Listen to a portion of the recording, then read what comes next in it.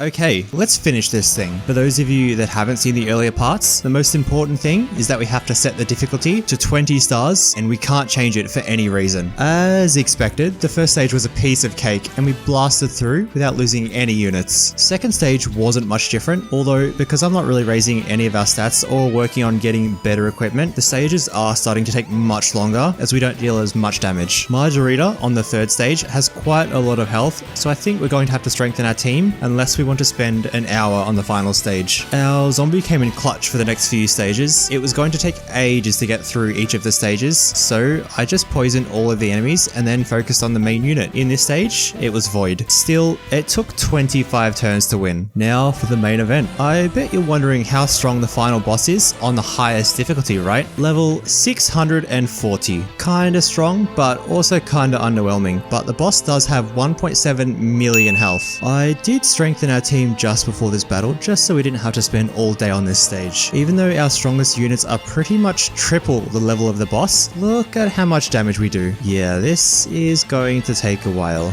After killing off all of the dark bits first, this didn't actually take as long as I thought it would. I won in around 12 turns, but this was only because I was using buffs every turn. I used Braveheart to increase our attack, and then Afternoon Tea, so we were able to attack twice with that unit. So I guess we're done. I do need your help with something though. After going through a few different challenges on Disgaea, I've definitely noticed a pattern in the way that I play. The whole point of doing these challenges is to explore new and exciting ways to play the game, and I don't want every challenge to be the same process, as it will get boring to watch and it will actually get quite tedious for me as well. I want to create a standard set of rules that will include things like no capturing, for example. This will also be in addition to the main challenge idea. For example, if we did a 0 EXP run, I would play with no EXP and the additional standard rules. I'm not sure how many of you guys are familiar with Pokemon, but something big in that community is a challenge called a Nuzlocke, and everyone in that community knows what that term means. In the case of a Nuzlocke, it includes things like permadeath amongst other rules. I want there to be something similar for this channel, just to make sure the challenges are a little more difficult and it keeps things interesting. So I have a favor to ask. I already have a few rules in mind, but I need a name for that rule set. I could call it something like the Thick Rule Set after my channel name, but that's kind of cheesy and I want this to be something a little more easy to recognize. So what should we call this rule set? One rule I'm thinking that would definitely be included will be no interrogating, as that basically breaks any challenge. There's a few other rules I'm thinking of as well, but I think I'll keep that a secret for next time. Let me know what we should call the rule set. Thanks for watching.